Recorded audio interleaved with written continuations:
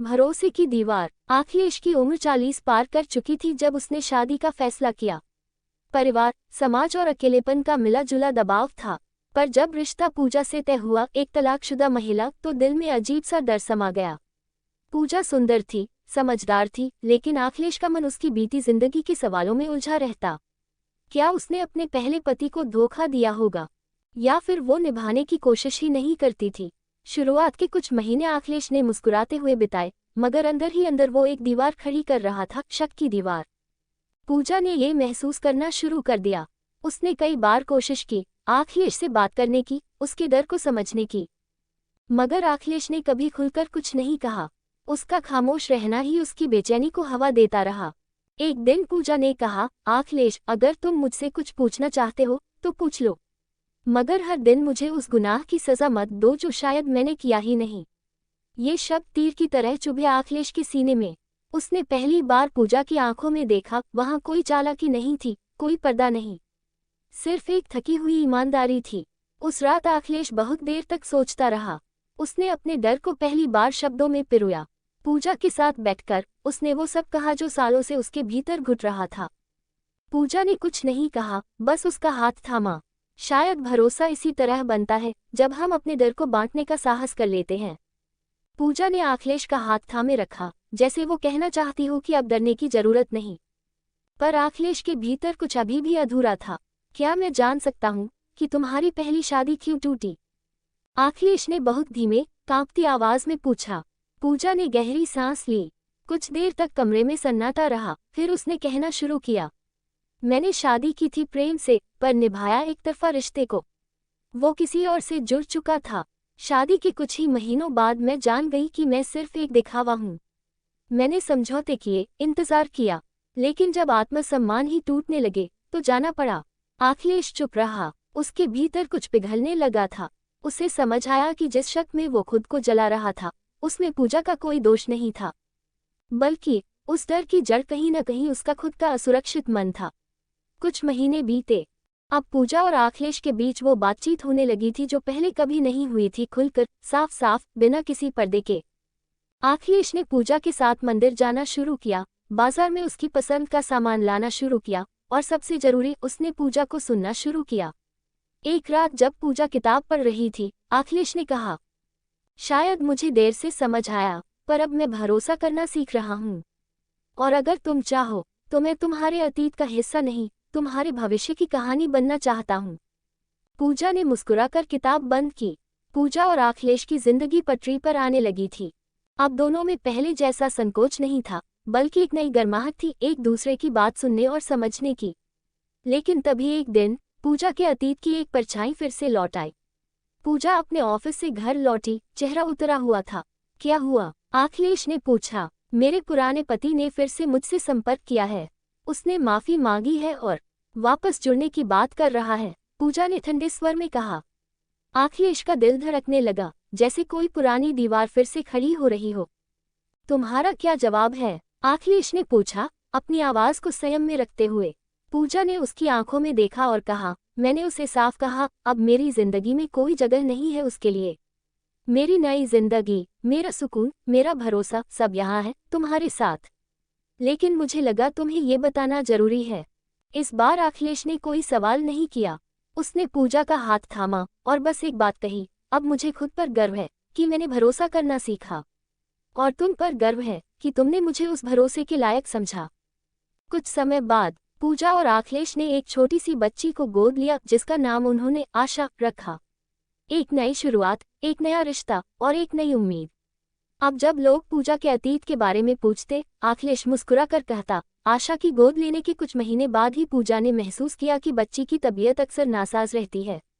कभी बुखार, कभी कमजोरी, कभी थकावट। डॉक्टरों ने कई टेस्ट किए। एक दिन अस्पताल से कॉल आया, आशा को एक दुर्लभ ब्लड डिसऑर्डर है। उसे समय समय पर इलाज और कुछ विशेष देखभाल की जरूरत होगी। पूजा और अखिलेश दोनों जैसे सन्न रह गए। जिस बच्ची को उन्होंने अपने जीवन की रोशनी माना था, अब वही एक कठिन राह का कारण बन गई थी, लेकिन ये मोहब्बत की परीक्षा थी। पूजा ने बिना एक पल गंवाए ऑफिस से छुट्टी ली, आशा की देखभाल में लग गई। अखिलेश ने अस्पताल के खर्चे और मेडिकल प्लान्स की जिम्मेदारी उठाई। पर एक दिन थक हार कर पूजा ने कहा, कभी कभी लगता है क्या हमने ये फैसला सही लिया।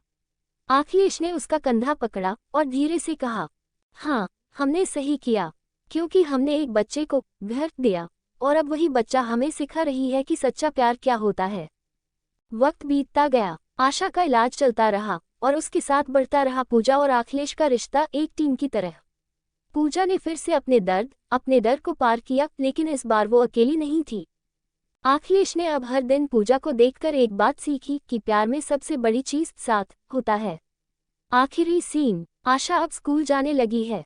एक चित्र प्रतियोगिता में उसने एक पेंटिंग बनाई जिसमें एक घर था, उसमें एक मम्मी पापा और एक बच्ची, और ऊपर लिखा था, परिवार वो होता है जो डर से नहीं, प्यार से बनाया जाता है। पूजा की आंखों से आंसू निकल पड़े। अखिलेश ने उसकी ओर देखा, मुस्कुराया और कहा, कहानी खत्म नहीं हुई है, ये तो बस शुरुआत है। आशा अब पहले से ज्यादा स्वस्थ थी, उसका इलाज भी स्थिर हो चुका था और स्कूल में वह एक होशियार, प्यारी बच्ची मानी जाती थी। एक दिन स्कूल में पेरेंट्स टीचर्स मीटिंग थी। वहां एक महिला पूजा से चुपचाप आकर बोली, आपने इस बच्ची को गोद लिया है ना? सब कहते हैं आप बहुत बहादुर हो, लेकिन क्या ये सही था? समाज क्या कहेगा? पूजा मुस्कुराई, समाज क्या कहेगा, ये सोचती तो शायद आज भी अकेली होती, ये बच्ची नहीं होती, और जो प्यार हमारे घर में है वो नहीं होता। सही गलत हम तय करते हैं, समाज नहीं।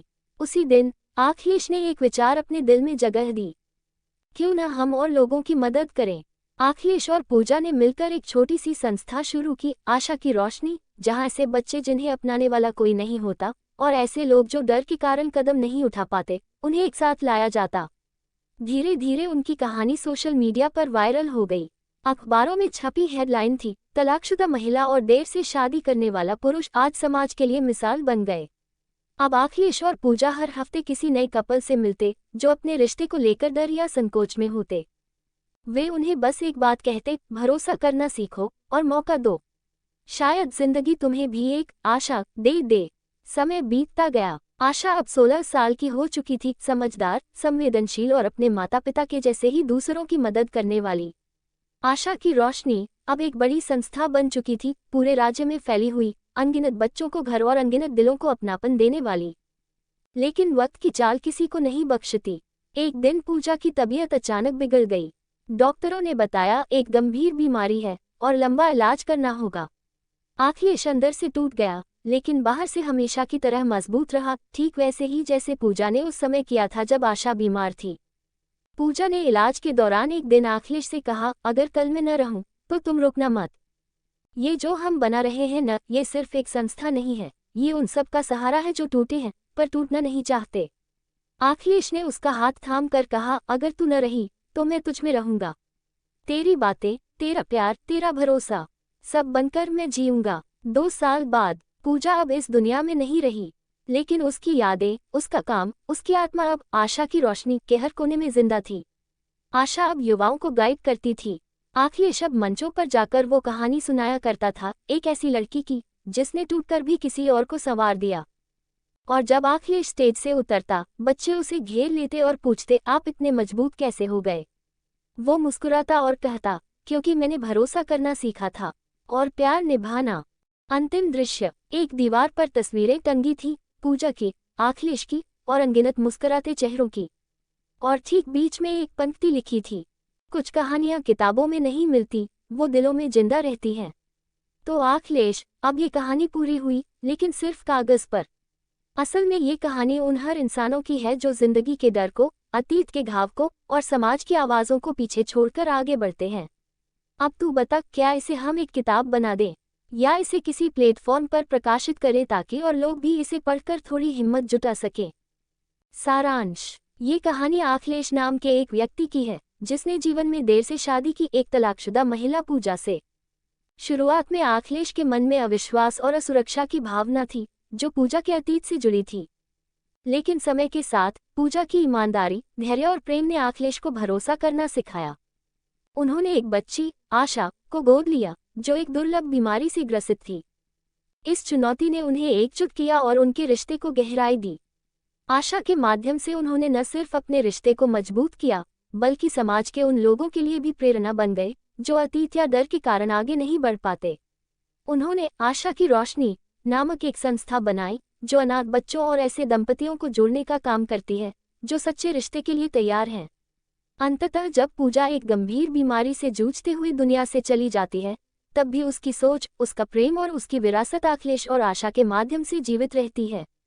निष्कर्ष: भरोसे की दीवार सिर्फ एक प्रेम कथा नहीं, बल्कि आत्मस्वीकृति, धैर्य और सेवा की कहानी है। ये दिखाती है कि रिश्तों की नींव शक से नहीं, भरोसे से बनती है।